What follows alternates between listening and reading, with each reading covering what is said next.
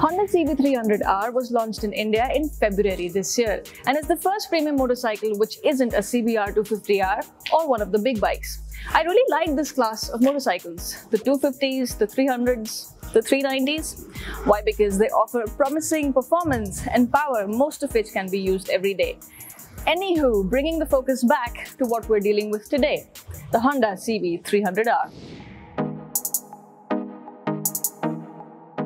It obviously picks design inspiration from larger motorcycles in the CB family, including the sculpting over the fuel tank, which makes it easier to grip while cornering. Now, moving over to the ride itself. The single-pot 286cc engine makes 30 horsepower at 8,000 rpm and 27.4 Nm of torque at 6,500 rpm. The power delivery is smooth, linear, and is more inclined towards a comfortable commute rather than eager sporty behavior. The gear shifts are sublime, however, there are substantial vibrations in mid to higher RPMs and the exhaust note is rather a subdued one. The CB300R does not poke the rider to indulge in aggressive riding.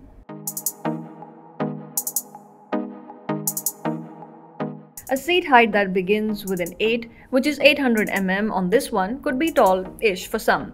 For reference, I am 5 feet 5 and was quite comfy on it, as the CB300R isn't very heavy and is easy to handle. The riding stance is relaxed, however, I'd say that the positioning of the foot pegs does not gel well with the handlebar and it would help if they were very slightly rear set. It is quite a comfortable place to be on. The seat is wide and well cushioned and the suspension setup is on the softer side.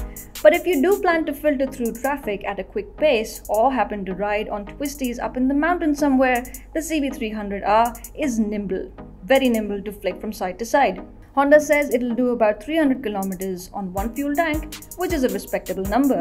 With a 4-piston caliper up front and a dual-piston unit on the rear disc, braking is crisp and the dual-channel ABS is responsive without being intrusive. Moving over to the other electronics, it gets a fully digital instrument cluster, which is informative and clearly visible in the daylight. However, I wouldn't say that it looks as good as the bike does. CB300R comes with options of standard, sports, protection and premium kits, which include headlight mask, radiator cover, crankcase cover and many more of such accessories to choose from. In terms of performance figures, the CB300R delivers the smallest numbers in comparison to its competition. But then the price tag is also smaller than the BMW G310R and KTM 390 Duke. Well, just. And for that what you get is comfort, reliability and not to mention great looks. I reckon it'll be great for everyday commutes and you could head to the mountains at times for some fun on the twisties.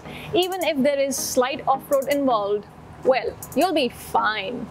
Thank you ever so much for watching. Until next time.